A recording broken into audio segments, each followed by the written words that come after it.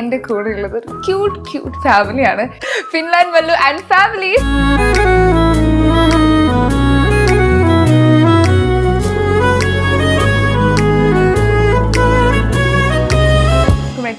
YouTube channel തുടങ്ങി. ആദ്യം മോളിന്റെ പാട്ടാണ് ഞാൻ കണ്ടത്. പിന്നെ ഒരു 5 വർഷം 3 വർഷം കഴിഞ്ഞപ്പോഴാണ് നിങ്ങൾ പതുക്കെ ഈ കാരവാൻ്റെ വീഡിയോസ് അല്ലെങ്കിൽ ട്രാവലിംഗ് വ്ലോഗ് കാര്യങ്ങൾ ചെയ്യാൻ തുടങ്ങി. ആദ്യമേ നമുക്ക് പിന്നീട് കാണാമെന്ന് ഓർത്ത് വാലും മുറിയൊന്നും ഇല്ലാണ്ട് എന്തെങ്കിലുമൊക്കെ എടുത്തിടും. മെമ്മറീസ് മാത്രമായിരുന്നു. എല്ലാ ക്ലിപ്പുകളോട് ഒന്നിച്ച് ജോയിൻ ചെയ്ത് എടുത്തു വെറുതെ അങ്ങ് ഇട്ടു. ഞങ്ങൾ വീഡിയോ ഉണ്ടായിരുന്നു. കൊച്ചു നല്ലൊരു ഫാമിലിയാണ് വന്നത്.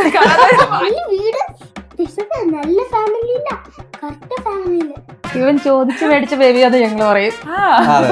ബ്രദർ വേണം എനിക്ക് പിന്നെ പേടിയായിപ്പോ എങ്ങനെ സിസ്റ്റർ അറിയാപ്പോ ഇവന് ഇഷ്ടാവത്തില്ല എന്നുള്ള രീതിയിൽ. ഞാൻ ആക്ച്വലി വീഡിയോ ചെയ്യാതിരുന്ന ആളൊന്നും അല്ല. ചിക്കുവാണ് പണ്ട് ടിക്ടോക്കിൽ ചുമ്മാ പാട്ടൊക്കെ പാടുമായിരുന്നു. അത് കഴിഞ്ഞ ശേഷം എന്നെ പിടിച്ച് ക്യാമറയ്ക്ക് നിർത്തി കഴിഞ്ഞപ്പോ ഞാൻ ആ ഫിൽറ്റർ കിട്ടിയപ്പോ എന്നെ കുറച്ചുകൂടെ ചേമ്പണ്ട് ഓർക്കുന്നുണ്ടോ ഇതിന്റെ അണ്ടർ ഗാർമെന്റ്സിന്റെ മോഡലായിട്ട് ഈ ടിപ്പിക്കൽ നമ്മുടെ ഒരു ഇടുക്കിക്കാരൻ നമ്മള് ഫിൻലാൻഡ് മല്ലു ആവുന്ന ഒരു ട്രാൻസിഷൻ ഉണ്ടല്ലോ. ഞങ്ങൾ ശരിക്കും പറഞ്ഞാൽ ഫിൻലാൻഡിൽ പോയത് പറ്റിക്ക് വേണ്ടി പോയതാണ്. ആദ്യമായിട്ട് പോയപ്പോ നമുക്ക് ജോലി പ്രോമിസ് ചെയ്തിട്ടായിരുന്നു അവർ കൊണ്ടുപോയത്. നമ്മളെ സംബന്ധിച്ച് ഒരുമിച്ച് പോകണമെന്നായിരുന്നു ആഗ്രഹം. അപ്പൊ ഹസ്ബൻഡും വരാൻ പറ്റും അല്ലേ, സെയിം ടൈമില് അങ്ങനെ എല്ലാം പറഞ്ഞ് അവിടെ ചെന്ന് കഴിഞ്ഞിട്ട് ആ കൊണ്ടുപോയവരെ കാണാനില്ലായിരുന്നു. ഒരു മുങ്ങി. ഇംഗ്ലീഷ് മതി എന്ന് പറഞ്ഞാൽ പോയത്. അവിടെ ചെന്ന് കഴിഞ്ഞപ്പോഴാണ് അറിയുന്നത് ഇംഗ്ലീഷ് കൊണ്ട് ഒറ്റ ഉപകാരമില്ല. അവിടെ ഇംഗ്ലീഷ് അറിയുന്നവർ പോലും ഇംഗ്ലീഷ് പറയില്ല.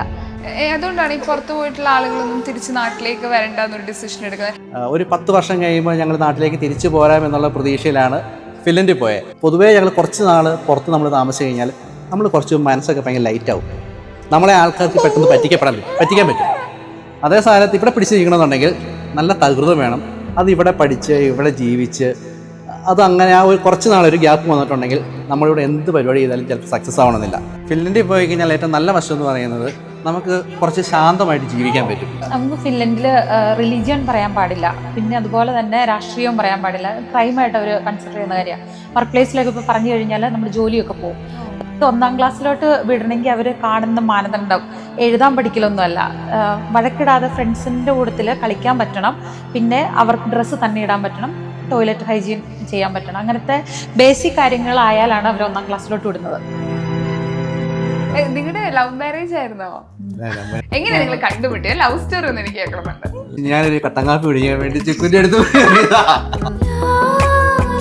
ചിക്കുവിന്റെ ഒരു കസിൻ ബ്രദർ ഉണ്ടായിരുന്നു. എൻ്റെ ഏറ്റവും വലിയ കൂട്ടുകാരനാണ്. അപ്പോൾ എൻ്റെ ആൻറ്റിയുടെ വീടുണ്ട്. നമുക്ക് അവിടെ പോയി കാപ്പി പിടിച്ചിട്ട് പോകും. അപ്പോൾ ഞങ്ങൾ 5 പേരും കൂടെ കൂടിയിട്ട് അവിടെ ചെന്ന് കാപ്പി പിടിക്കുന്നു. ചിക്കു നേരം ഒരു യൂണിഫോം, അതായത് സ്കൂൾ യൂണിഫോമാണ്.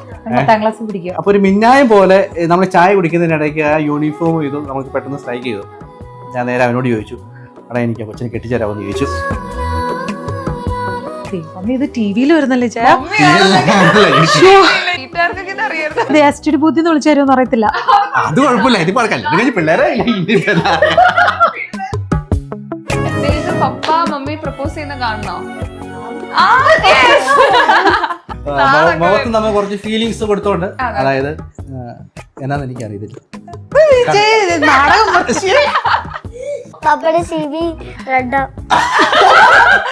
എനിക്ക് ഡൈജിനെ ഇഷ്ടമാണ്. ഡൈജിക്ക് താല്പര്യമാണെങ്കിൽ നമുക്ക് കല്യാണം കഴിക്കുന്ന ആ ഒരു ലെവലിലേക്ക് പോവാം. എങ്ങനെയാണ്?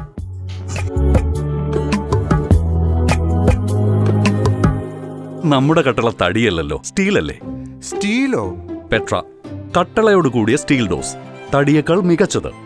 ഇനി തടി കണ്ടെത്താനും തച്ചനെ തിരയാനും മെനക്കെടണ്ട. ഈടും ഉറപ്പും ഭംഗിയുള്ള പെട്ര വീടിന് നൽകും തടിയെ വെല്ലുന്ന തലയെടുപ്പ്. Petra, India's premium steel doors, അഴകിലും ഉറപ്പിലും കാലാതീതം. ഹായ്, ഹലോ, നമസ്കാരം. സൈന സത് പ്ലസിന്റെ എല്ലാ പ്രേക്ഷകർക്കും സ്വാഗതം. This is me Shijina Jose Prakash. ഇന്ന് എൻ്റെ കൂടെ ഉള്ളത് ഒരു ക്യൂട്ട് ഫാമിലിയാണ്. എനിക്കറിയാം ഇവരെ കുറിച്ച് കൂടുതൽ അറിയാനും ഇന്റർവ്യൂസ് കാണാനും നിങ്ങൾ കാത്തിരിക്കുകയാണ്. അപ്പം ഞാൻ കയ്യോടെ കൊണ്ടുവന്നിട്ടുണ്ട്. ഫിൻലാൻഡ് മല്ലു ആൻഡ് ഫാമിലി, സ്വാഗതം. ഞാൻ ഈ യൂട്യൂബ് ചാനൽ നോക്കുമ്പോൾ 8 വർഷം മുമ്പ് യൂട്യൂബ് ചാനൽ തുടങ്ങി. ആദ്യം മോളിന്റെ പാട്ടാണ് ഞാൻ കണ്ടത്. നിങ്ങൾ കണ്ടിട്ടില്ലെങ്കിൽ പോയി നോക്കാം, അത്രയും ക്യൂട്ടായിട്ടാണ് പാട്ട്. പിന്നെ ഒരു 5 വർഷം 3 വർഷം കഴിഞ്ഞപ്പോഴാണ് നിങ്ങൾ പതുക്കെ ഈ കാരവാൻ്റെ വീഡിയോസ് അല്ലെങ്കിൽ ട്രാവലിംഗ് വ്ലോഗ് കാര്യങ്ങൾ ചെയ്യാൻ തുടങ്ങി. ഇത് റെക്കോർഡ് ചെയ്യാം, ഒരു വ്ലോഗിങ് സ്റ്റാർട്ട് ചെയ്യാന്നൊക്കെ ആലോചിച്ച് തുടങ്ങിയപ്പോഴാണ്. അത് ഞങ്ങൾ കാരവാൻ യാത്രയ്ക്ക് ആദ്യത്തെ ഒരു യൂറോപ്പ് സന്ദർശനം കഴിഞ്ഞതിന് ശേഷമാണ് ആദ്യമേ നമുക്ക് പിന്നീട് കാണാമെന്ന് ഓർത്ത് ചുമ്മാ വാലും മുറിയൊന്നും ഇല്ലാണ്ട് എന്തെങ്കിലുമൊക്കെ എടുത്തിടും. അങ്ങനെയൊക്കെയായിരുന്നു. മെമ്മറീസ് മാത്രമായിരുന്നു. Memories മാത്രമായിരുന്നു. എല്ലാ ക്ലിപ്പുകളോട് ഒന്നിച്ച് ജോയിൻ ചെയ്ത് എടുത്തു വെറുതെ കിട്ടും. പിന്നെ അത് പ്രൈവറ്റ് ആയിരുന്നല്ലേ? പ്രൈവറ്റ് ആയിരുന്നു. പിന്നെ കുറച്ച് നാൾ കഴിഞ്ഞപ്പോഴാണ് ഓക്കെ നമുക്ക് ചെയ്ത് നോക്കാം എന്നൊക്കെ വിചാരിച്ച് ഇടയ്ക്ക് ചെയ്യാൻ ശ്രമിക്കാറുണ്ട്. ലൈഫിൽ പുതിയൊരാളും കൂടെ വന്നു. ആളുടെ ആവശ്യം കൂടെ നോക്കിയിട്ടാണ് ഇത്തവണ നാട്ടിലേക്ക് വരുന്നത്. മാമൂസയാണ്. ഹലോ കേട്ടോ. കറക്റ്റ്. എനിക്കൊന്ന് വാവനെ ഭയങ്കര കാര്യമാണ്. അവര് ടേക്ക് കെയർ ചെയ്യുന്ന കാണും 3 പേരും ഭയങ്കരമായിട്ട് അവർക്ക് എക്സ്ട്രാ 2 അമ്മമാരെ കിട്ടിയ പോലെ തന്നെ അല്ലേ. ഞങ്ങൾ വീഡിയോ കണ്ടായിരുന്നു. കൊച്ചു നല്ലൊരു ഫാമിലിയിലാട്ടോ വന്നത്. വൈറൽ വീഡിയോ ആയിരുന്നു. ചോദിച്ചു മേടിച്ച ബേബിയാന്ന് ഞങ്ങള് പറയും. ബ്രദർ വേണം ബ്രദർ. എനിക്ക് പിന്നെ പേടിയായിപ്പോ എങ്ങനെ സിസ്റ്റർ ആണിയപ്പോ ഇവന് ഇഷ്ടത്തില്ല എന്നുള്ള രീതിയില്. അല്ല പിന്നെ അതായത് അവനെ പറഞ്ഞ സമയത്ത് നമ്മുടെ ക്യാമറ ഓൺ ആയതുകൊണ്ട് എടുത്തതാണ്. ഇങ്ങനെ ചില നിമിഷങ്ങളൊക്കെ നമ്മൾ അറിയാണ്ട് കിട്ടും. അല്ലാണ്ട് പർപ്പസ്ഫുള്ളി നമുക്ക് ക്രിയേറ്റ് ചെയ്യാൻ പറ്റത്തില്ല. നിങ്ങൾ അങ്ങനത്തെ വീഡിയോസ് ചെയ്യാൻ പറ്റാറില്ല. പക്ഷെ അവൻ ആ സമയത്ത് പറഞ്ഞപ്പോൾ ഭയങ്കര കൗതുകം തോന്നിയും പോസ്റ്റ് ചെയ്തു. ചില കാര്യങ്ങൾ നമ്മൾ പോസ്റ്റ് ചെയ്യാറില്ല. അപ്പൊ ഈ ടിപ്പിക്കൽ നമ്മുടെ ഒരു ഇടുക്കിക്കാരൻ നമ്മളെ ഫിൻലാൻഡ് മല്ലു ആവുന്ന ഒരു ട്രാൻസാക്ഷൻ ഉണ്ടല്ലോ, അത് എത്രത്തോളം എളുപ്പമായിരുന്നു? അതായത് ഞാൻ ആക്ച്വലി വീഡിയോ ചെയ്യാതിരുന്ന ആളൊന്നും അല്ല. ചിക്കുവാണ് പണ്ട് ടിക്ടോക്കിൽ ചുമ്മാ പാട്ടൊക്കെ പാടുമായിരുന്നു. അത് കഴിഞ്ഞ ശേഷം എന്നെ പിടിച്ച് ക്യാമറയ്ക്ക് നിർത്തി കഴിഞ്ഞപ്പോൾ ഞാൻ ആ ഫിൽറ്റർ കിട്ടിയപ്പോൾ എന്നെ കുറച്ചും കൂടെ അത് മാത്രമല്ല, പണ്ട് സിനിമയിൽ അഭിനയിക്കുന്ന ഭയങ്കര മോഹമായിരുന്നേ. അപ്പോൾ സിനിമയിൽ അഭിനയിക്കാൻ വേണ്ടി ഓഡീഷന് വേണ്ടി തിരുവനന്തപുരത്ത് പോയി. അവിടെ ചെന്ന് കഴിഞ്ഞപ്പോൾ പടം വേറെയായിരുന്നു. അത് കഴിഞ്ഞ ശേഷം അവിടെ നിന്ന് അവിടുന്ന് പോന്നു. അങ്ങനെ ചെറുപ്പത്തിലാണ് മോശമായ ഇതൊക്കെ ആയിരുന്നു ആ സമയത്ത്. നമുക്കറിയത്തില്ലോ. അപ്പോൾ അതിനുശേഷം തിരുവനന്തപുരമൊക്കെ പോയി കണ്ടതിന് ശേഷം തിരിച്ചു വന്നു. അങ്ങനെയൊക്കെ ആയിരുന്നു. അതിനുശേഷം നമ്മൾ ഇൻഫർമേറ്റീവ് വീഡിയോസ് ഒത്തിരി പേര്, ഞങ്ങൾ ശരിക്കും പറഞ്ഞാൽ ഫിൻലൻഡിൽ പോയത് പറ്റിക്ക് പോയിട്ട് പോയതാണ്. ആദ്യമായിട്ട് പോയപ്പോൾ. അപ്പോൾ ഞങ്ങൾ ഫിൻലൻഡിൽ എത്തിപ്പെട്ടതാണ്. അപ്പോൾ ഒത്തിരി പേര് നമ്മളോട് ചോദിക്കുമായിരുന്നു എങ്ങനെയാണ് ഫിൻലൻഡിൽ എത്തുന്നത് ചോദിക്കും. അപ്പോൾ നമ്മൾ പേഴ്സണലായിട്ട് മറുപടി കൊടുത്ത് മടുത്തു കഴിഞ്ഞ സമയത്താണ് ഇൻഫർമേറ്റീവ് വീഡിയോസ് ഒക്കെ ആയിട്ട് ചെയ്യാൻ തുടങ്ങി. പിന്നെ ഇടയ്ക്ക് പിന്നെ ഇപ്പൊക്കെ ഫാമിലി വീഡിയോസ് ഇടയ്ക്ക് വരും. കൂടുതലും നമുക്ക് ഇഷ്ടപ്പെട്ട വൈബിൽ എന്തെങ്കിലും സാധനം കിട്ടുവാണെങ്കിൽ അങ്ങനെ ചെയ്യുന്നത്. നിങ്ങൾ രണ്ടുപേരും ഇപ്പം എന്താ അവിടെ ചെയ്യുന്ന ജോലി? ഞങ്ങൾ രണ്ടുപേരും ഹെൽത്ത് കെയർ ഫീൽഡിലാണ്.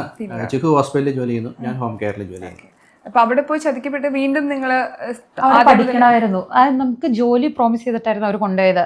അപ്പം കല്യാണം കഴിഞ്ഞ ഉടനെയാണ് പോകുന്നത്. അപ്പം നമ്മളെ സംബന്ധിച്ച് ഒരുമിച്ച് പോകണമെന്നായിരുന്നു ആഗ്രഹം. അപ്പോൾ ഹസ്ബൻഡിനും വരാൻ പറ്റും അല്ലേ, സെയിം ടൈമില്. അങ്ങനെ എല്ലാം പറഞ്ഞ് അവിടെ ചെന്ന് കഴിഞ്ഞിട്ട് ആ കൊണ്ടുപോയവരെ കാണാനില്ലായിരുന്നു. ഒരു മുങ്ങി. ഞങ്ങൾ ജോലി എന്ന് പറഞ്ഞിട്ട് ഞങ്ങളെ കൊണ്ടുപോയി അവർ ഫ്രീ അക്കോമഡേഷനും ഫുഡൊക്കെ പറഞ്ഞത് ഞങ്ങൾക്ക് അവിടുത്തെ ഫിൻലൻഡിലെ കോളേജിൽ ആളുകൾക്ക് കൊടുക്കുന്ന ഇതുണ്ടല്ലോ, ഗവൺമെൻറ് ഫ്രീ ആയിട്ട് കൊടുക്കുന്ന ആ സംഭവമായിരുന്നു. എന്നിട്ട് അവിടുത്തെ ഒരു സ്കൂളിൽ കൊണ്ടുപോയി ഞങ്ങളെ ചേർത്തു. അവരുടെ സ്കൂളിൻ്റെ ഹോസ്റ്റലായിരുന്നു അവർ പറഞ്ഞ ഫ്രീ അക്കോമഡേഷൻ. പിന്നെ ഒരു 3 മാസം എടുത്ത് ഞങ്ങൾക്ക് മനസ്സിലാകാനായിട്ട്. ഞങ്ങളൊരു 5-6 പേരുണ്ടായിരുന്നു ഗ്രൂപ്പിൽ. എന്നിട്ട് അവിടെ പഠിച്ചു. പിന്നെ ഇംഗ്ലീഷ് മതി എന്ന് പറഞ്ഞാൽ പോയത്. അവിടെ ചെന്ന് കഴിഞ്ഞപ്പോഴാണ് അറിയുന്നത് ഇംഗ്ലീഷ് കൊണ്ട് ഒറ്റ ഉപകാരമില്ല. അവിടെ ഇംഗ്ലീഷ് അറിയുന്നവർ പോലും ഇംഗ്ലീഷ് പറയില്ല. ഫിന്നിഷാണ് അവരുടെ നേറ്റീവ് ലാംഗ്വേജ്. പിന്നെ ചില സൈഡിലൊക്കെ സ്വീഡിഷ് കൂടുതൽ ആൾക്കാരുണ്ട്. അപ്പോൾ ഇത് രണ്ടും വേണം നമുക്ക് അവിടെ.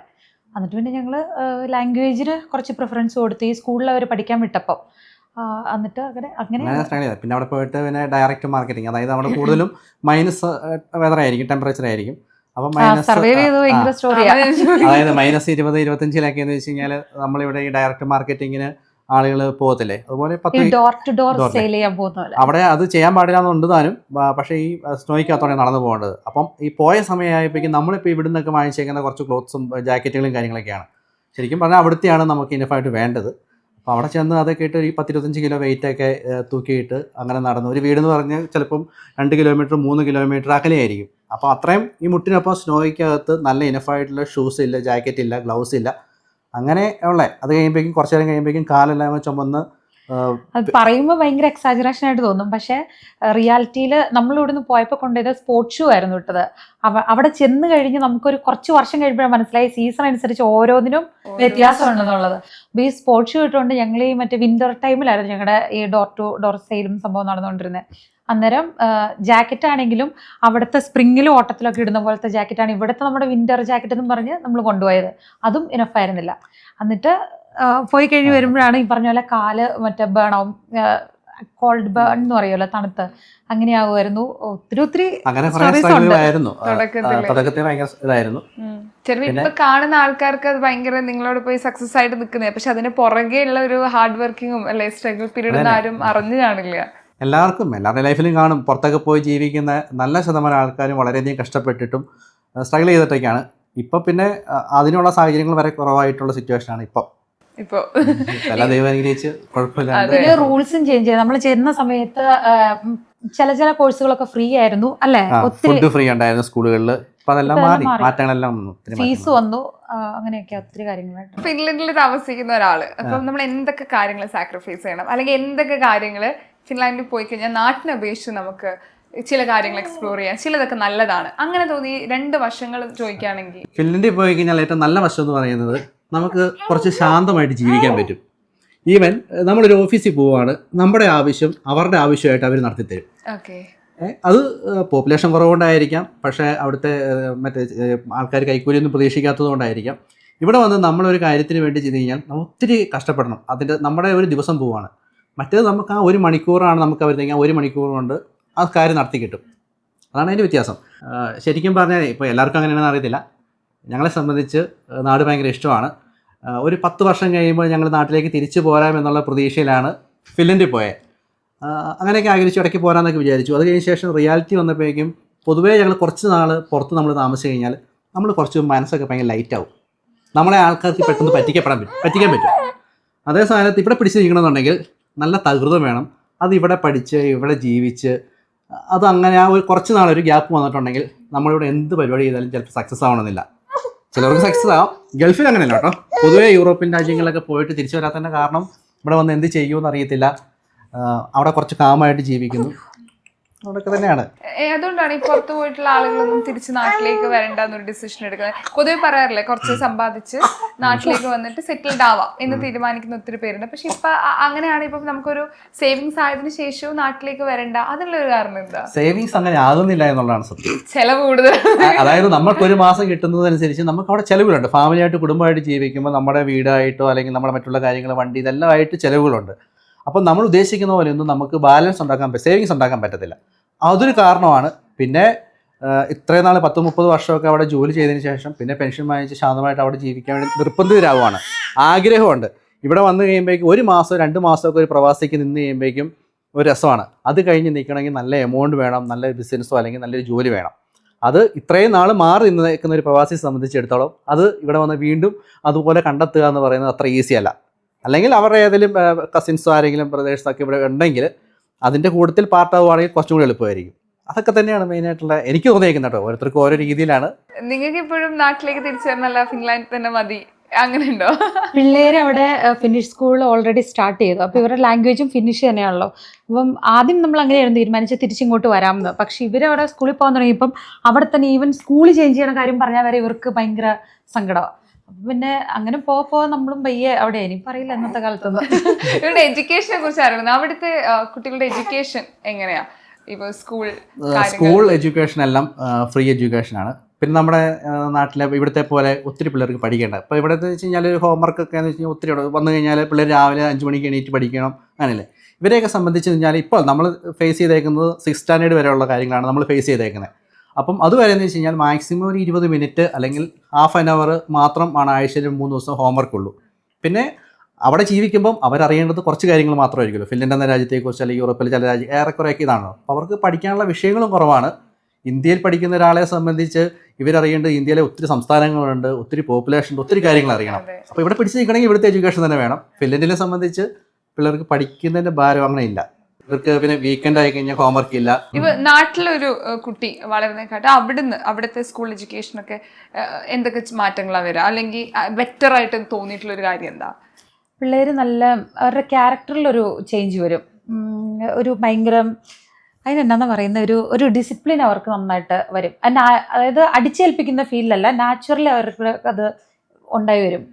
പിന്നെ അതുപോലെ ചെറുപ്പം മുതൽ അവരുടെ കാര്യം സ്വന്തമായിട്ട്, അതായത് ഇവർ ഡേക്കറി പോകുമ്പോഴേക്കും 9 മാസം കഴിയുമ്പോൾ ഡേക്കറി വിടാൻ പറ്റും. അവരുടെ കാര്യങ്ങൾ സ്വന്തമായിട്ട് ചെയ്യാൻ പഠിപ്പിക്കുകയാണ്. ഇപ്പം ഇവിടെ നമ്മൾ പേരൻസ് ആയിരിക്കുമല്ലോ, ഒരു പ്രായം നല്ല ഒരു അത്യാവശ്യം വലിപ്പം വരാവുന്ന എല്ലാ കാര്യങ്ങളും. ഈവൻ ചെറിയ സ്കൂളിൽ പോകുമ്പോഴാണെങ്കിലും ഷൂസ് ഇടുക, വള്ളിയിട്ട് ഇത് കെട്ടിക്കൊടുക്കുക, ടൈ, അങ്ങനത്തെ സംഭവമൊക്കെ ഉണ്ടല്ലോ. അവിടെ എന്ന് പറയുമ്പോൾ ഇവർ തന്നെയാണ് ഇവരുടെ ചെരുപ്പ് കെട്ടേണ്ട ഇടുന്ന പ്രായമാകുമ്പോഴേക്കും അത് ഇടിക്കുക. അതായത് 1ാം ക്ലാസ്സിലോട്ട് വിടണമെങ്കിൽ അവർ കാണുന്ന മാനദണ്ഡം എഴുതാൻ പഠിക്കലൊന്നുമല്ല, വഴക്കിടാതെ ഫ്രണ്ട്സിൻ്റെ കൂട്ടത്തിൽ കളിക്കാൻ പറ്റണം, പിന്നെ അവർക്ക് ഡ്രസ്സ് തന്നെ ഇടാൻ പറ്റണം, ടോയ്ലറ്റ് ഹൈജീൻ ചെയ്യാൻ പറ്റണം. അങ്ങനത്തെ ബേസിക് കാര്യങ്ങളായാലാണ് അവർ 1ാം ക്ലാസ്സിലോട്ട് വിടുന്നത്. ഇവര് 4 പേര് ജനിച്ചത് ഫിൻലാൻഡിൽ തന്നെയല്ലേ? അതെ, അതെ. സിറ്റിസൺഷിപ്പ് 4 പേർക്കുണ്ട്.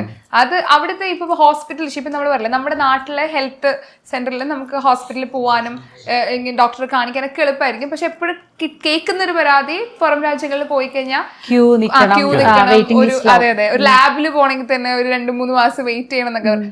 അങ്ങനെയാണോ ഫിൻലാൻഡിന്റെ ഒരു? 2 രീതിയിൽ നമുക്കത് പറയാം. കാരണം എന്താണെന്ന് വെച്ച് കഴിഞ്ഞാൽ ചിലവരതിൽ സാറ്റിസ്ഫൈഡ് ആണ്. അവിടുത്തെ മെയിൻ സംഭവം ഇത് അവർ അതായത് എങ്ങനെ പ്രയോറിറ്റൈസ് ചെയ്യുന്നുള്ളതാണ്. നമ്മുടെ ഇപ്പൊ ഭയങ്കര എമർജൻസി കേസാണ് അവരെടുക്കും. പക്ഷെ അതല്ല, ഇപ്പൊ ജസ്റ്റ് ഒരു കട്ടൊക്കെ വന്നെങ്കിൽ അവർ വെയിറ്റ് ചെയ്തിരിക്കണം. ബ്ലീഡിംഗ് ഉണ്ട്, അത് എവിടെയാ കട്ടെന്ന് അവർ നോക്കും, അല്ലെ അങ്ങനത്തെ സംഭവമൊക്കെ. പക്ഷെ ചെസ്റ്റ് പെയിൻ ആയിട്ടോ അല്ലെങ്കിൽ അങ്ങനെയുള്ള സ്ട്രോക്കിന്റെ ലക്ഷണമായിട്ടോ അതൊക്കെ വന്നു കഴിഞ്ഞാൽ സഡൻ ആയിട്ട് നേരെ അവരെടുക്കും. അപ്പം അവര് ഡിസീസൊക്കെ നോക്കിയിട്ടാണ് അവര് ഇത് ചെയ്യുന്നത്. പക്ഷെ ഈ 4 കുട്ടികളുടെയും ഈ പറഞ്ഞ ഹോസ്പിറ്റൽ ചെലവൊക്കെ എനിക്ക് തോന്നുന്നു, ഹോസ്പിറ്റൽ ചെലവ് വെച്ച് കഴിഞ്ഞാൽ ബേസിക് എമൗണ്ട് ആണ്. ഇപ്പൊ ഫിൻലൻഡിൽ വെച്ച് കഴിഞ്ഞാൽ ഒരു ദിവസം ഇപ്പൊ നമുക്ക് 44 യൂറോയാണ്. ഒരു ഹോസ്പിറ്റൽ ഡോക്ടറെ കണ്ടു കഴിഞ്ഞാൽ 44 യൂറോ. അത് നമുക്ക് എന്തെല്ലാം ചികിത്സ ഉണ്ടെങ്കിലും അതെല്ലാം നമുക്ക് ഫ്രീ ആയിട്ട് കിട്ടും. ഒരു ദിവസം അത്രേ വരത്തുള്ളൂ. ഇപ്പൊ ഡെലിവറി ആണെങ്കിൽ പോലും ഒരു ദിവസത്തേക്ക് ആ എമൗണ്ടേ ഉള്ളൂ. പിന്നെ നമുക്ക് റൂം വേറെ അഡീഷണൽ ഒരു ഇപ്പൊ ഞാൻ കൂടുതലുണ്ടെങ്കിൽ അഡീഷണൽ ആയിട്ട് വേറൊരു സെപ്പറേറ്റ് റൂം വേണമെങ്കിൽ മാത്രം അതിന്റെ എമൗണ്ടും, അതും ചെറിയ എമൗണ്ടേ ഉള്ളൂ. ബാക്കിയെല്ലാം ഈ എമൗണ്ടിൽ തന്നെ നിൽക്കും. മരുന്ന് കാര്യങ്ങൾ എല്ലാം ആ എമൗണ്ടിൽ തന്നെ നിൽക്കും. ഇവൻ വേണ്ട ഇത് മുഴുവനും കരച്ചിലും വെള്ളമാവും. അപ്പൊ ഞാൻ പോയിട്ടൊന്ന് ഉറക്കിയിട്ട് വരാം. എനിക്ക് നിങ്ങളുടെ ഒരു പഴയൊരു ഫോട്ടോ ഇൻസ്റ്റാഗ്രാമിൽ ഞാൻ കണ്ടിട്ടുണ്ടായിരുന്നു. കണ്ടപ്പോ ഒത്തിരി വർഷം മുൻപാണ് നിങ്ങളാന്ന് പോലും എനിക്ക് മനസ്സിലാവുന്നുണ്ടായിരുന്നില്ല. കേൾക്കണമെന്നുണ്ട്. അതായത് 2007 ഞങ്ങളുടെ കല്യാണം. അപ്പം കല്യാണം കഴിഞ്ഞ സമയത്ത് ആ സമയത്ത് നമ്മൾ മൂന്നാറിൽ പോയിട്ടാണ് ഈ ഫോട്ടോ എടുക്കാൻ വേണ്ടി പോയത്. ആ സമയത്ത് എടുത്തൊരു ഫോട്ടോയാണ്. ഫോട്ടോഷൂട്ടിന് കല്യാണം വെഡിങ് ഷൂട്ട് എന്ന് പറയുന്ന സംഭവം ഉണ്ടല്ലോ, 2007 എടുത്ത ഫോട്ടോ ആയിരുന്നു. നിങ്ങളുടെ ലവ് മാരേജ് ആയിരുന്നോ? എത്ര വർഷം പ്രേമിച്ചു? എങ്ങനെയാ നിങ്ങൾ കണ്ടുമുട്ടിയ? ലവ് സ്റ്റോറി ഒന്ന് എനിക്ക് കേൾക്കണമെന്നുണ്ട്. ലവ് സ്റ്റോറി കണ്ടുമുട്ടി എങ്ങനെയാന്ന് വെച്ച് കഴിഞ്ഞാൽ ഞാനൊരു കട്ടങ്കാപ്പി പിടിക്കാൻ വേണ്ടി ചിക്കുന്റെ അടുത്ത് വീട്ടില്. അങ്ങനെയല്ല, എന്താ സംഭവം എന്ന് വെച്ച് കഴിഞ്ഞാല് ഞാൻ പാലക്കാടായിരുന്നു ജോലി ചെയ്തോണ്ടിരുന്നത്. പാലക്കാട് നിന്ന് ഞങ്ങൾ 5 പേര് ഫ്രണ്ട്സ് ഞങ്ങളിങ്ങനെ വണ്ടി ഓടിച്ച് ഇങ്ങനെ പോരുവാണ്. വീട്ടിലേക്ക് പോന്നോണ്ടിരിക്കുകയാണ്. വീട്ടിലേക്ക് പോന്നോണ്ടിരുന്ന സമയത്ത് ചിക്കുവിന്റെ ഒരു കസിൻ ബ്രദർ ഉണ്ടായിരുന്നു, എൻ്റെ ഏറ്റവും വലിയ കൂട്ടുകാരനാണ്. അപ്പൊ പറഞ്ഞു, എടാ ഞങ്ങൾ വരുമ്പോൾ ചെറിയ തണുപ്പൊക്കെ ഉള്ള സമയമാണ്. ഇവർക്കൊക്കെ അറിയോ? ഇങ്ങനെ വന്നപ്പോഴേക്കും വണ്ടി ഓടിച്ച് വരുന്നതാണല്ലോ. അപ്പൊ പറഞ്ഞാൽ നമുക്ക് കട്ടങ്കാപ്പി പിടിച്ചിട്ട്, അപ്പൊ വൈകുന്നേരം 7 മണി 8 മണി ആയെന്ന് തോന്നുന്നു. അപ്പൊ കട്ടങ്കാപ്പി പിടിച്ചിട്ട് പോകാന്ന് പറഞ്ഞു. അപ്പൊ എൻ്റെ ആന്റിയുടെ വീടുണ്ട്, നമുക്ക് അവിടെ പോയി കാപ്പി പിടിച്ചിട്ട് വന്നു. അപ്പൊ ഞങ്ങൾ 5 പേരും കൂടെ കൂടിയിട്ട് അവിടെ ചെന്ന് കാപ്പി കുടിക്കുന്നു. അപ്പം ചിക്കു നേരം ഒരു യൂണിഫോം, അതായത് സ്കൂൾ യൂണിഫോമാണ്. എനിക്ക് ചെറുപ്പത്തിലൊക്കെ എനിക്ക് ഭയങ്കര ഷൈ ആയതുകൊണ്ട് നമുക്ക് എന്താ ആരോടെങ്കിലും ഇഷ്ടമുണ്ടെങ്കിൽ പോലും തുറന്നു പറയാൻ പേടിയുള്ളൊരു കാലഘട്ടമായിരുന്നു, പ്രത്യേകിച്ച് ഭക്ഷണം. അപ്പൊ ഇങ്ങനെ അതിനുശേഷം ജോലിയൊക്കെ ആയി കഴിഞ്ഞപ്പോഴേക്കും നമുക്ക് കുറച്ച് ധൈര്യമൊക്കെ ആയിട്ടുള്ള സമയമാണല്ലോ. അപ്പൊ ഒരു മിന്നായം പോലെ നമ്മൾ ചായ കുടിക്കുന്നതിനിടയ്ക്ക് ആ യൂണിഫോം ഇതും നമുക്ക് പെട്ടെന്ന് സ്ട്രൈക്ക് ചെയ്തു. പെട്ടെന്ന് പറഞ്ഞു വീട്ടിൽ നിന്ന് ഞങ്ങൾ എല്ലാവരും ഇറങ്ങി, ചായ കുടി കഴിഞ്ഞിട്ട് ഇറങ്ങി കഴിഞ്ഞപ്പോഴേക്കും ഞാൻ നേരെ അവനോട് ചോദിച്ചു, എടാ എനിക്ക് കൊച്ചിനെ കെട്ടിച്ചേരാമെന്ന് ചോദിച്ചു. ജസ്റ്റ് കണ്ടു കഴിഞ്ഞപ്പോഴേക്കും പെട്ടെന്ന് അവനെ ഇറങ്ങി. ഇനിയിപ്പോ ആ കൂടത്തിലുള്ള വേറെ ആരും ഒന്നും ചോദിക്കണ്ടല്ലോ, അതിനെ കയറി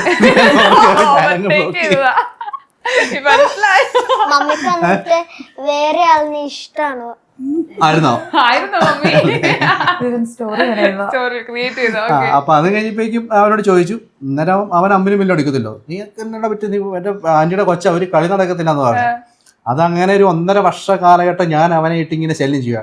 എടാ നീ ഒന്ന് പോയിട്ടൊന്ന് പറയാവോ എന്ന് ചോദിച്ചാൽ അങ്ങനെ ഒരു 1.5 വർഷം കഴിഞ്ഞപ്പോഴാന്ന് തോന്നുന്നു അവൻ അന്ന് ചിക്കു SSLC എക്സാം കഴിഞ്ഞിട്ടിരിക്കുമായിരുന്നു, കഴിഞ്ഞിട്ടിരിക്കുന്നുള്ള സമയമാണ്. അപ്പൊ അത് കഴിഞ്ഞപ്പോഴേക്കും 1.5 വർഷം കഴിഞ്ഞപ്പോഴാണ് എങ്ങനെയോ ചേട്ടാനോട് ഇത് പറയുന്നത്, ഇങ്ങനെ പറയുവാണ്. അങ്ങനെ ഇങ്ങനെ ചോദിച്ചു. അന്നേരത്തേക്കും ചിക്കു എന്നെ കണ്ടിട്ട് കൂടിയില്ലല്ലോ. ചേട്ടായിക്ക് മമ്മീനെ പേടിയാ, മമ്മിയുടെ കസിനാ ചേട്ടായിക്ക് മമ്മീനെ പേടിയാ. പക്ഷെ ഇതെന്റെ അടുത്ത് പറയാൻ വേണം, കാരണം ഇച്ചാൻ നല്ലതായിട്ട് ഫോഴ്സ് ചെയ്തോണ്ടിരിക്കുകയാണല്ലോ. അതുകൊണ്ട് എന്നെ കെട്ടിയില്ലെങ്കിൽ തട്ടിക്കളയാലോ. ആ സമയത്ത് നമ്മൾ ഇങ്ങനെയുണ്ടല്ലോ, നമ്പറാണല്ലോ, നമ്പറായിരുന്നു പിന്നെയല്ല മനസ്സിലായേ.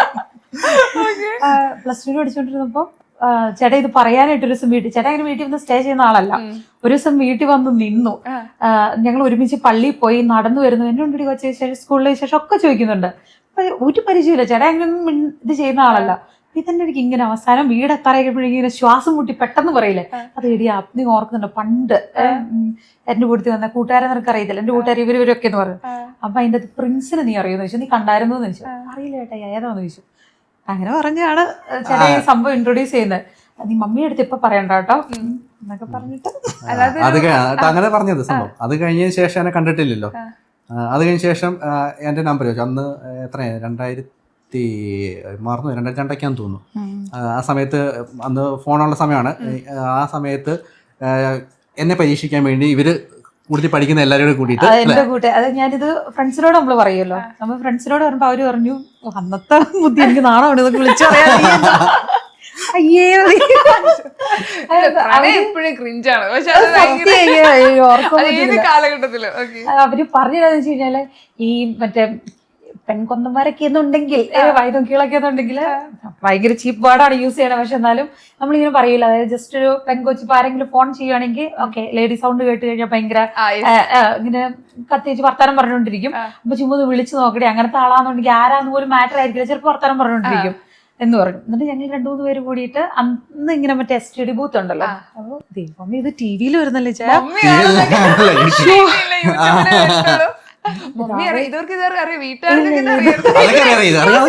STD ബൂത്തിൽ നിന്ന് വിളിച്ചു തരുമെന്ന് അറിയത്തില്ല.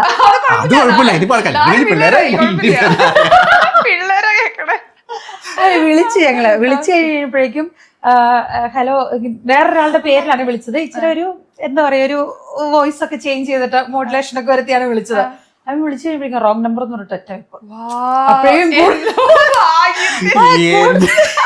ഭാഗ്യമല്ല 0485 എന്നുള്ള കോഡ് ഞാൻ എന്റെ മൊബൈലിനകത്ത് കണ്ടായിരുന്നു. അപ്പൊ എനിക്കറിയാം 0485 എന്ന് പറയുമ്പോൾ ഈ സാധനം എവിടുന്ന വരുന്നുള്ളത് നമുക്കറിയാലോ. അങ്ങനെ വരുന്നത് അപ്പൊ ഞാൻ അവിടെ നമ്മൾ നല്ല വെള്ളം കളിക്കാന്നൊരു സംഭവമാണ്. പക്ഷെ അത് അറിയത്തില്ല. കൂട്ടുകാർ അയ്യോ എന്തെല്ലാം മനുഷ്യരുടെ നല്ല ചേട്ടൻ നീ എന്തിനാ ഇത്രയും നല്ല സ്വഭാവമുള്ള അതൊക്കെ പറഞ്ഞ് പിന്നെ അവര് സ്ക്രൂ കൂട്ടത്തിലുള്ള പുതിയ സ്റ്റുഡൻസ് ഉണ്ടായിരുന്നു അല്ലെ, കൂട്ടുകാരുണ്ടായിരുന്നു. അവര് പറഞ്ഞു. അപ്പൊ അത് കഴിഞ്ഞ ശേഷം പിന്നെ എന്നെ കണ്ടിട്ടില്ലോ. പിന്നെ ഒരു പ്രാവശ്യം ഇങ്ങനെ സ്കൂള് ഞാൻ അത് കഴിഞ്ഞ ശേഷം ഞാൻ കോയമ്പത്തൂർ തിരുനെൽവേലിയിലായിരുന്നു ജോലി ചെയ്തിരുന്നത്. തിരുനെൽവേലിയിൽ ഇന്ന് നേരെ വരുവാണ്. എനിക്ക് കാണാൻ പറ്റുന്നത് ചിക്കുവൊക്കെ 8:15 ആകുമ്പോഴേക്കും ബസ് ഇറങ്ങിയിട്ട് കോതമംഗലത്ത് നേരെ ഓപ്പോസിറ്റ് ഒന്ന് ക്രോസ് ചെയ്യുന്നൊരു ടൈമുണ്ട്. ആ ടൈമിൽ കാണാൻ പറ്റുന്നത്. അപ്പം ഞാൻ തിരുനെൽവേലിയിൽ നിന്ന് തലേദിവസം വന്ന് ഹോട്ടലിൽ റൂം എടുത്ത് കോതമംഗലത്ത് നിന്ന് ഈ ക്രോസ് ചെയ്യുന്ന സമയത്ത് ഓപ്പോസിറ്റ് നിന്നൊന്ന് കാണിച്ചു. മുഖം കാണാൻ വേണ്ടി മാത്രം വന്ന് പോയിട്ടൊക്കെ. അത് കഴിഞ്ഞ ശേഷം പിന്നെ വിളിക്കാനൊന്നും പറ്റത്തില്ലല്ലോ. പിന്നെ ചിക്കുന്റെ വീട്ടിൽ പിന്നെ ഫോണൊക്കെ ലോക്കാണ്. ലാൻഡ് ലൈനൊക്കെ കീ അതെല്ലാം അങ്ങനെയൊക്കെ ഫുൾ പ്രൊട്ടക്ഷനെ വളർത്തിക്കൊണ്ട് വന്നതാണ്. നമ്മൾ പൊക്കി കസിന്റെ അടുത്ത് ചായ വന്നു സീനായിരുന്നു. അത് കഴിഞ്ഞിട്ട് പിന്നെ അങ്ങനെ കുറെ നാളായി. അത് കഴിഞ്ഞ ശേഷം എനിക്കന്ന് 22 വയസ്സുണ്ടായിരുന്നു ഈ പറയുന്ന ടൈമിലൊക്കെ. അപ്പം ഞാൻ ആ സമയത്ത് തന്നെ വീട്ടിൽ പറഞ്ഞപ്പോഴേക്കും ആദ്യം പ്രായമൊന്നും ആയില്ല എന്നുള്ളൊരു കാഴ്ചപ്പാടിലാണ്. അപ്പോൾ ചിക്കു അതിനിടയ്ക്ക് +2 എക്സാം എഴുതിയിട്ട് നിൽക്കുന്ന സമയമായിരുന്നു അല്ലേ. അപ്പം ഓക്കെ എനിക്ക് കല്യാണം കഴിക്കണമെന്ന് ഞാൻ പറഞ്ഞു. നമ്മുടെ വീട്ടിൽ പറഞ്ഞപ്പോഴേക്കും ഓക്കെ കുഴപ്പമില്ല എന്ന് പറഞ്ഞു. അങ്ങനെയാണ് ഇവിടെയും പറഞ്ഞു കഴിഞ്ഞപ്പോഴേക്കും നമ്മൾ കാണാൻ പോകണമല്ലോ. കാണാനാണെങ്കിൽ ഇപ്പം നമ്മുടെ റിലേറ്റീവ്സ് ഒരു 2 വണ്ടി ആൾക്കാരൊക്കെ ആയിട്ട് അങ്ങ് പോയി. ഇവരവിടെ ചെന്ന് കഴിഞ്ഞപ്പോഴേക്കും ആദ്യം എല്ലാം ഓക്കെ പറഞ്ഞാണ്. ഞാൻ പറഞ്ഞു നിങ്ങളൊന്നും പറയണ്ട, എല്ലാം ആ സമയത്ത് എനിക്ക് അത്യാവശ്യം കുഴപ്പമില്ലാത്ത ജോലിയും അത്യാവശ്യം വരുമാനമൊക്കെ ഉള്ള സമയമായിരുന്നു. അപ്പം പറഞ്ഞു നിങ്ങളൊന്നും പറയണ്ട, അവിടെ ചെന്നെല്ലാം എനിക്ക് നടത്തി തന്നാൽ മതി പറഞ്ഞു. ഇവരവിടെ ചെന്ന് ആ കൊച്ചിനെ കണ്ടു കഴിഞ്ഞപ്പോഴേക്കും ചിക്കുനെ കണ്ടു കഴിഞ്ഞപ്പോഴേക്കും ഇച്ചിരി ഇല്ലാത്ത കൊച്ച് ഇതൊന്നും ഒരു കളി നടക്കില്ല എന്ന് പറഞ്ഞു. കൊച്ചു പഠിക്കാൻ പോട്ടെ അവിടുന്ന് ഇവർ അലമ്പി പോന്നു, കറച്ച് പ്രായമായിട്ടില്ല എന്ന് പറഞ്ഞിട്ട്. ഇപ്പിരുന്ന് പറയുമ്പോ എനിക്ക് ചിരി വരുന്നു. അന്നാ അങ്ങനെ അവരങ്ങനെ പറഞ്ഞു വെച്ച് കഴിഞ്ഞാൽ റിലേറ്റീവ്സ് അങ്ങനെ പറഞ്ഞു ഇച്ചിരി ഇല്ലാത്ത കൊച്ചു ഇതൊന്നും നടപടിയാവുന്ന കാര്യമില്ല, കൊച്ചു പഠിക്കാൻ പോട്ടെ, നീ ഇപ്പൊ കല്യാണം കഴിച്ചിട്ട് തന്നെ നിനക്കും പ്രായമായില്ല എന്ന് പറഞ്ഞു. ആകെ മൊത്തം ഷോക്ക് അടിച്ച് നമ്മള് വണ്ടിക്കൂലിയും മുടക്കി 2 വണ്ടി ആളുമായിട്ട് അതൊരു ഭയങ്കര അവസ്ഥ. ഇപ്പൊ അവിടെ നമ്മൾ തകർന്നു പോയി. അത് കഴിഞ്ഞ ശേഷം പിന്നെ കഥയുടെ 2ാം ഭാഗം തുടങ്ങുന്നത് അവിടെ നിന്നാണ്. അത് ചിക്കു പറഞ്ഞു. അങ്ങോട്ടും ഇങ്ങോട്ടും ഇതായി നടക്കും നടക്കില്ല എന്നൊക്കെ പറഞ്ഞു പിന്നെ വലിച്ചു നീട്ടിപ്പോയി. പിന്നെ അത് കഴിഞ്ഞിട്ട് പിന്നെ നമ്മൾ നഴ്സിംഗ് പഠിക്കാനായിട്ട് പോയി. വീട്ടിൽ നിന്ന് ഭയങ്കര എതിർപ്പായിരുന്നു, കല്യാണം നടത്തില്ല എന്നുള്ള ഇതിലൊക്കെ തന്നെ. അപ്പം കണക്ഷൻ കംപ്ലീറ്റ് കട്ട് ചെയ്യണം എന്നുള്ള ഡിമാൻഡൊക്കെ വെച്ചു. കാരണം താല്പര്യം തീരെ ഇല്ലാത്ത പോലെയായിരുന്നു. എനിക്കറിയില്ല എന്താ റീസൺ. എനിക്ക് നമ്മുടെ ജനറേഷൻ ഞങ്ങളുടെയൊക്കെ ആ ഒരു സമയത്തുള്ളവർക്ക് ലവ് മാരേജ് എന്ന് കേൾക്കുമ്പോഴേ അങ്ങ് ഭയങ്കര കലിപ്പാണ്. സെയിം കാസ്റ്റും ആണല്ലേ, പിന്നെ നമ്മൾ അങ്ങനെ ഒരു ഇതാണെങ്കിലൊക്കെ വിചാരിക്കാം. എന്താ അതുമില്ല എന്നിട്ടും അതൊരു ആ ഒരു കാലഘട്ടത്തിൽ ആളുകൾക്ക് പേരൻസിന്റെ ഒരു നാണക്കേടാണ്. എന്റെ മോളൊരാളെ പ്രേമിച്ച് കല്യാണം കഴിച്ചു സ്വാഭാവികമായിട്ട് കാരണന്മാർക്ക് വരുന്നത്, അത് മനസ്സിലാകുന്നു. അപ്പം അങ്ങനെ അതിനുശേഷം കട്ട് ചെയ്തു. അത് കഴിഞ്ഞിട്ട് പിന്നെ നമ്മൾ പഠിക്കാൻ പോയി. പഠിക്കാൻ പോയി അത് അതായത് കണക്ഷൻ കീപ്പ് ചെയ്ത് കഴിഞ്ഞപ്പോൾ ഇങ്ങനെ പറ കണക്ഷൻ കീപ്പ് ചെയ്ത് കഴിഞ്ഞപ്പോഴേക്കും പിന്നെ നഴ്സിംഗ് പഠിക്കാൻ പോകണം എന്നുള്ള ആഗ്രഹമായിരുന്നു. അപ്പം അങ്ങനെ നഴ്സിങ്ങിന് പോയി. അപ്പോൾ പിന്നെ നമ്മൾ പിന്നെ ഞാൻ നേരം തമിഴ്നാട് മൊത്തം ഉണ്ടായിരുന്ന സമയമായിരുന്നു. അപ്പം പിന്നെ പോകുന്ന സമയത്ത് കാണാൻ പറ്റിയായിരുന്നു. ബാംഗ്ലൂരായിരുന്നു നഴ്സിംഗ് പഠിച്ചേ. അങ്ങനെയായി കറക്റ്റ് നഴ്സിംഗ് കഴിഞ്ഞു. ഇറങ്ങി ഇനിയിപ്പോൾ താമസിച്ചോണ്ടിരുന്നെങ്കിൽ ഇനിയിപ്പോൾ അതുപോലെ തന്നെ പെട്ടെന്ന് തന്നെ കോഴ്സ് കഴിഞ്ഞ് സർട്ടിഫിക്കറ്റ് വരുന്നതിന് മുമ്പ് തന്നെ നമ്മള് കല്യാണ ഡേറ്റ് അല്ല അന്നത്തേക്കും ഓക്കെ ആയിരുന്നു. പിന്നെ കുഴപ്പമില്ലാന്നുള്ളായാലും പിന്നെ നമ്മൾ പെട്ടെന്നുള്ള ഡേറ്റ് എടുത്തു. എൻഗേജ്മെന്റ് നന്നായിട്ട് അടിപൊളിയായിട്ടാണ് എടുത്തു. കല്യാണമൊക്കെ ആ സമയത്ത് ആ ഒരു കാലഘട്ടത്തിൽ നല്ല രീതി നടത്തേണ്ട രീതിയിൽ എനിക്കും കുറച്ച് സ്ട്രോങ് ആയിട്ട് പറയാൻ പറ്റി നഴ്സിംഗ് കഴിഞ്ഞപ്പോഴേക്കും. മറ്റേത് സ്കൂളിൽ പഠിക്കുന്ന ആ ഒരു ഇതില് ആ ഒരു മൈൻഡ് എനിക്കൊരു ധൈര്യം വരുന്നില്ലായിരുന്നു. പിന്നെ നഴ്സിംഗ് കഴിഞ്ഞപ്പോഴേക്കും മതിയെന്നുള്ള രീതി ഞാനും ഉറച്ചു നിന്നു. അപ്പം ഇച്ചിരി വിഷമിച്ചാണെങ്കിലും നല്ല രീതിയിൽ നടത്തി. എനിക്ക് ഇപ്പത്തെ വീഡിയോസ് കാണുമ്പോൾ ഇപ്പോഴും നിങ്ങൾ പ്രണയം കൊണ്ട് നടക്കുന്നവർ തോന്നുന്നു. എന്താ അതിന്റെ മാജിക്? പ്രണയം മാത്രമല്ല നല്ല അടിയൊക്കെ വെക്കാറുണ്ട്. ഞങ്ങള് കാണാറില്ല. അടിയിലായിട്ട് എന്തിനു ചെയ്താലേ അതന്നെ അത് കാണിക്കില്ലല്ലോ കാണിക്കത്തില്ല. ഹൈഡ് ചെയ്യണത് നമ്മളെ അതായത് എല്ലാവരുടെയും കുടുംബജീവിതമുള്ള പോലെ ചെറിയ നമ്മൾ പിന്നെ നമുക്ക് സംസാരിക്കാൻ സമയമുള്ളത് കൊണ്ട് നമുക്ക് എന്തെങ്കിലും മനസ്സിന് ബുദ്ധിമുട്ട് തോന്നിക്കഴിഞ്ഞാൽ അത് പറയുന്നു. ചിക്കുന് തോന്നിക്കഴിഞ്ഞാൽ പറയുന്നു. പിണക്കങ്ങൾ ചില സമയത്ത് ഉണ്ടാവാം. പക്ഷെ ഇപ്പൊ നമുക്ക് അങ്ങനെ സമയമില്ലെന്ന് തോന്നുന്നു അല്ലേ? സമയമില്ല. അതായത് നേരെ നമ്മുടെ കുറച്ചുകൂടെ നല്ല രസമായിട്ട് പോയിക്കൊണ്ട് ഇപ്പൊ നമ്മൾ സോഷ്യൽ മീഡിയയിലോട്ട് കുറച്ച് കിച്ചാൻ ഇച്ചിരി കൂടുതൽ ആക്റ്റീവ് ആയി കഴിയുമ്പോഴേക്കും നമുക്ക് ടൈം കുറയുന്നുണ്ട്. അതായത് പേഴ്സണൽ ടൈം കിട്ടുന്നത് കുറച്ച് കുറയുന്നത്. പക്ഷെ എങ്കിൽ പോലും പിന്നെ നമ്മൾ ഇത്രയും പേരല്ലേ, ഞങ്ങൾ 6 പേരടങ്ങുന്ന ഫാമിലി അല്ലേ.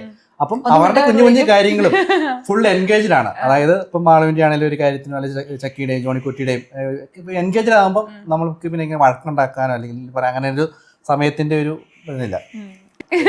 ഈ പലരും ഇപ്പൊ കമന്റ്സ് ചെയ്യുന്നത് പലരും സ്വപ്നം കാണുന്ന ഒരു കുടുംബമാണെന്ന് എപ്പോഴും പറയും. നിങ്ങളുടെ ഫാമിലിക്ക് അല്ലെങ്കിൽ ഒരു എങ്ങനെ പോയാലും ഫാമിലിക്ക് കൊടുക്കുന്ന സമയം, ആ ഇമ്പോർട്ടൻസ് അതെങ്ങനെയാ ലൈഫില്? നമ്മുടെ പ്രയോറിറ്റി നമ്മുടെ ഫാമിലി തന്നെയാ. പിന്നെ അയ്യോ അതിപ്പോ പറയാ എങ്ങനെയാ എനിക്കറിയത്തില്ല പറയാൻ. അതായത് നമ്മൾക്ക് നമ്മൾ യാത്ര ചെയ്യുന്നതും പോകുന്നതും എല്ലാം ഒരുമിച്ച് നമ്മുടെ ഏറ്റവും കൂടുതൽ സന്തോഷം എന്ന് പറയുന്നത് എല്ലാവരും കൂടി ഉള്ളപ്പോഴാണ്. അതിനകത്ത് ഒരാൾ മിസ്സായാലും ഇപ്പം ഞങ്ങളിപ്പോൾ 3 പേരുടെ വഴിക്ക് പോയാൽ പോലും ഒരാളില്ലെങ്കിൽ നമുക്ക് ഇതിന് ബുദ്ധിമുട്ടാണ്. ഈവൻ ഇപ്പോൾ ചില സമയത്ത് ആരെങ്കിലുമൊക്കെ ഞങ്ങൾ താമസിക്കുന്നത് ക്യാപിറ്റൽ സ്ഥലത്തു നിന്നും കുറച്ച് മാറിയാണ്. ആരെങ്കിലുമൊക്കെ ഹെൽസിങ്കി വരുന്നുണ്ടോ എന്ന് വരാൻ പറ്റുമെന്ന് ചോദിക്കുമ്പോഴേക്കും ഞാൻ പോകാറുണ്ട്. അപ്പോൾ ആ ഒരു സമയം തന്നെ നമ്മൾ എല്ലാവരും ഇല്ലാണ്ട് പോകുമ്പോൾ നമുക്കൊരു ബുദ്ധിമുട്ടാണ്. കാര്യം നമ്മളെല്ലാവരും ഒരുമിച്ച് വീഡിയോ ചെയ്യുന്നു. പക്ഷേ ചില പിള്ളേരുടെ പഠിത്തവും കാര്യങ്ങളൊക്കെ ഉള്ളതുകൊണ്ട് അങ്ങനെയൊക്കെ പോകുമ്പോൾ തന്നെ വിഷമമാണ്. അപ്പം മാക്സിമം ടൈം നമ്മൾ സ്പെൻഡ് ചെയ്യുന്നു. പിന്നെ മാക്സിമം നമ്മൾ നമ്മുടേതായ വിശ്വാസത്തിൽ ഇവര് നമ്മൾ ആഗ്രഹിച്ചിട്ടുണ്ട്. പണ്ട് നമ്മൾ പല കാര്യങ്ങളും ഇഷ്ടപ്പെടാണ്ട് ചെയ്ത കാര്യങ്ങളാണ്. പക്ഷെ അത് എപ്പോഴോ നമ്മുടെ ഉള്ളിൽ കയറിക്കൂടി. അതിനുശേഷം നമ്മൾ അറിയാണ്ടാണെങ്കിലും ഇൻഡയറക്റ്റ് ആണെങ്കിൽ പോലും ഒരുമിച്ച് പ്രാർത്ഥിക്കാനാണെങ്കിലും സമയം കണ്ടെത്താറുണ്ട്. യാത്ര ചെയ്യുന്ന വെക്കേഷൻ എല്ലാവരും ഒരുമിച്ച്, അത് മാസത്തിൽ ഒന്നെങ്കിലും എപ്പോഴെങ്കിലും സമയം കണ്ടത്. അപ്പം പോകുമ്പോഴേക്കും നമ്മൾ വീണ്ടും റീഫ്രഷ് ആവും. അപ്പം അങ്ങനെയൊക്കെയാണ് തോന്നുന്നു. നമുക്ക് പറഞ്ഞു കൊടുക്കാൻ അറിയില്ല. നമുക്ക് ഫിൻലൻഡില് റിലീജിയൻ പറയാൻ പാടില്ല, പിന്നെ അതുപോലെ തന്നെ രാഷ്ട്രീയവും പറയാൻ പാടില്ല. ക്രൈമായിട്ട് അവർ കൺസിഡർ ചെയ്യുന്ന കാര്യമാണ്. വർക്ക് പ്ലേസിലൊക്കെ ഇപ്പൊ പറഞ്ഞു കഴിഞ്ഞാൽ നമ്മുടെ ജോലിയൊക്കെ പോകും, അങ്ങനെയൊക്കെയുണ്ട്. പക്ഷെ അതേസമയം ഫിൻലൻഡ് ഒരു ക്രിസ്ത്യൻ കൺട്രിയാണ്. അതുപോലെ തന്നെ നമ്മുടെ റിലീജിയസ് കാര്യങ്ങളിലൊക്കെ അവര് ഇമ്പോർട്ടൻസ് കൊടുക്കുന്നുണ്ട്. പക്ഷെ നമ്മൾ പറഞ്ഞു കിടക്കാനും ബാക്കിയുള്ള മതത്തിലുള്ളവരെ നമ്മൾ ഇത് ചെയ്യാനും പാടില്ല. അങ്ങനത്തെ ഒരു കൾച്ചറൊക്കെ ഉള്ള ആൾക്കാരാണ്. പക്ഷെ നമ്മൾ ഫാമിലി പ്രെയർ ഒക്കെ ചെയ്യല്ലേ. ഇങ്ങനെ ഭയങ്കര വിശ്വാസം വന്നൊരു മതഭ്രാന്ത് എന്നുള്ളൊരു സെറ്റപ്പ് അതും മോശമാണ്. പക്ഷെ വിശ്വാസം എന്ന് പറയുന്ന സാധനം നമുക്ക് ആവശ്യമുണ്ട്. കാരണം അവിടുത്തെ ഒരു ലൈഫ് സ്റ്റൈൽ അതേപടി നമ്മൾ ഫോളോ ചെയ്ത് കഴിഞ്ഞാൽ നമ്മളൊക്കെയാണ്, നമ്മളിവിടെ വളർന്നു പോയിട്ട് നമുക്ക് ആ ഒരു സ്ട്രെങ്ത് ഉണ്ട്. പക്ഷെ അവിടെ വളർന്നു വരുന്ന പിള്ളേര് ഇപ്പം നമ്മൾ ഹോസ്പിറ്റൽ ഫീൽഡൊക്കെ വർക്ക് ചെയ്യുമ്പോൾ നമുക്ക് കാണാം, ഒരു ടീനേജ് കഴിയുമ്പോൾ തൊട്ട് പിള്ളേര് നമ്മൾ പല പല കേസുകളിൽ കണ്ടിട്ടുണ്ട്. അപ്പം അങ്ങനെയൊക്കെ കാണുമ്പോൾ നമുക്കും മക്കളുണ്ടല്ലോ. അപ്പം നമ്മൾക്ക് അറിയാം ഏത് സൈഡിൽ ഒരു ഇച്ചിരി സ്ട്രെങ്ത് കൂട്ടി കൊടുത്തു കഴിഞ്ഞാൽ അവർക്ക് ആ കാര്യങ്ങളൊക്കെ ഓവർകം ചെയ്യാൻ പറ്റും എന്ന്. അപ്പം അങ്ങനെയുള്ളൊരു ഇതുള്ളതുകൊണ്ട് നമ്മുടെ ഒരു ഇതിൽ പറ്റുന്ന കാര്യം എന്ന് പറഞ്ഞാൽ ദൈവവിശ്വാസം കൊടുക്കുക എന്നുള്ളതാണ്.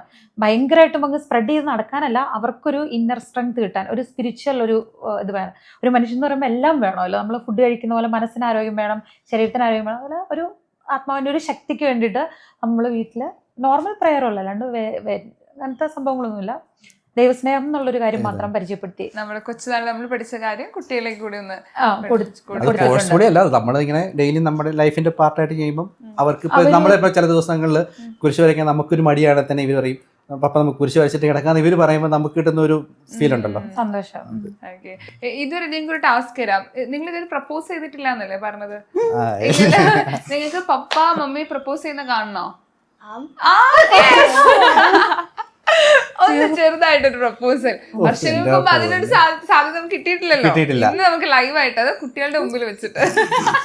കാരണം ഇപ്പത്തെ വീഡിയോസ് വരുന്ന സമയത്തേ എനിക്കൊന്ന് ഒത്തിരി കമന്റ്സ് വരുന്നുണ്ട്, കൊള്ളാലോ കാണാൻ. ഒരു പാൻസിൽ ഗേൾ പാൻസ് കൂടുതലാ കാണാറുണ്ട് ഇതൊക്കെ കമന്റ്സ്.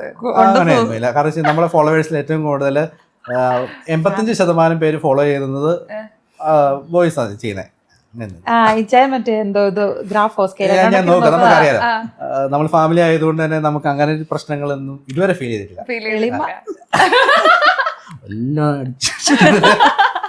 കമന്റ്സ് ഞാൻ കാണിച്ചു തരാം അതൊക്കെ. ഓക്കെ, പക്ഷെ എല്ലാം ആസ്വദിച്ച് ലൈക്ക് ഒക്കെ ഇടും, കൊള്ളാം എന്നൊക്കെ. എനിക്ക് ടൈം കിട്ടാറില്ല CCTV ആയിട്ട് കേറാൻ. ടൈം കൊടുത്തിട്ടില്ല എങ്കിലും പ്രപ്പോസൽ ഇപ്പൊ എനിക്ക് അറിയത്തില്ല ശരിക്കും പറഞ്ഞ കാണിച്ചു തരാരെങ്കിലും. മുട്ടുകുത്തിയൊന്നും അത് ഈ കാലഘട്ടത്തിലല്ലേ? ശരിയാ, പിള്ളേർക്ക് മുട്ടുകുത്തിക്കണോ നമുക്ക്? ആന്നൊക്കെ അതെ, ഒരു ഫ്ലവർ ഒക്കെ കൊടുത്തിട്ട്. ഞാൻ ഈ കാലഘട്ടത്തിലാണെങ്കിൽ ഞാൻ, അതായത് ഇപ്പം ഈ ഒരു യങ്സ്റ്റേഴ്സിന്റെ കൂടുതലല്ല, അല്ലാണ്ട് ഞാൻ ചോദിക്കുകയാണെങ്കിൽ മുഖത്ത് നമ്മൾ കുറച്ച് ഫീലിങ്സ് കൊടുത്തോണ്ട്, അതായത്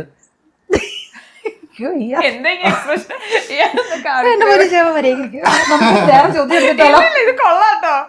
നാളൊക്കെ വർഷങ്ങൾക്ക് മുമ്പുള്ള ആ 10ാം ക്ലാസ്സുകാരി മമ്മിയുടെ നാണൊക്കെ എന്റെയും തന്നെ പറയാൻ സമ്മതിക്കുമോ? എനിക്ക്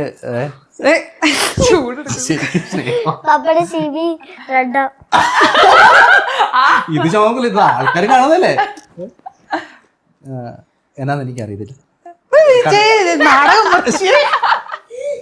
എനിക്ക് പറയാൻ പറ്റത്തില്ല. സഹകരിക്കൂ, ഞാൻ പറഞ്ഞ ഡൈജി, എനിക്ക് ഡൈജിനെ ഇഷ്ടമാണ്. അത് ജസ്റ്റ് ഇങ്ങനെ ഡൈജിനൊരു ടാബ്ലറ്റ് ആയുർവേദനയുടെ ഗുളികയുടെ പേര് തരാം. എനിക്ക് ഡൈജിനെ ഇഷ്ടമാണ്. ഡൈജിക്ക് താല്പര്യമാണെങ്കിൽ നമുക്ക് കല്യാണം കഴിക്കുന്ന ആ ഒരു ലെവലിലേക്ക് പോവാം. എങ്ങനെയാണ്? മറുപടി കൊടുക്കണം പ്ലീസ്. ഞാനൊന്ന് ആലോചിക്കട്ടെ അല്ലേ? ഞാൻ പപ്പയോടും മമ്മിയോടും ചോദിച്ചിട്ട് പറയാം. സന്തോഷം എന്നൊക്കെ. എങ്കിലും ഏറ്റവും ഇഷ്ടപ്പെട്ട ഒരു കാര്യം എന്താ? രണ്ടുപേര് കൊറേ നാല് ശേഷം ഫേസ് ഒക്കെ റെഡ് ആയി രണ്ടുപേരുടെ. അതൊരു മൂമെന്റാ. ഞാൻ അതിന് അവസരം എനിക്ക് തന്നില്ലേ അല്ലേ? ഇതുവരെ നമ്മുടെ ലൈഫിൽ ആരും ഇതുവരെ ചോദിച്ചിട്ടില്ല. ഫീൽ കിട്ടിയില്ല കേട്ടോ. ആണോ? ഫീൽ കിട്ടിയില്ല. ഞാൻ നല്ലൊരു നടനല്ലല്ലോ. പക്ഷെ ആക്ടിങ് ഭയങ്കര താല്പര്യമാണ്. ഇപ്പൊ ഒത്തിരി ആൾക്കാർ ഫാൻസ് കൂടെ ആകുമ്പോ അല്ലേ? വേണ്ട ഓർക്കുന്നുണ്ടോ മറ്റേ സിനിമയ്ക്ക് വേണ്ടി പോയി? ഒന്നത് അങ്ങനെ ഒരു ബാഡ് എക്സ്പീരിയൻസ് ഉണ്ടായെന്ന് പറഞ്ഞു. പിന്നെന്താണ് മറ്റേ ഇതിന്റെ under ഗാർമെന്റ്സിന്റെ മോഡലായിട്ട്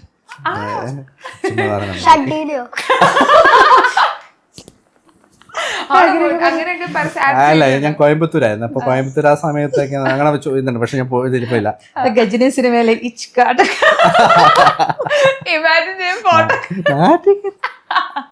Petra, India's premium steel doors. അഴകിലും ഉറപ്പിലും കാലാതീതം.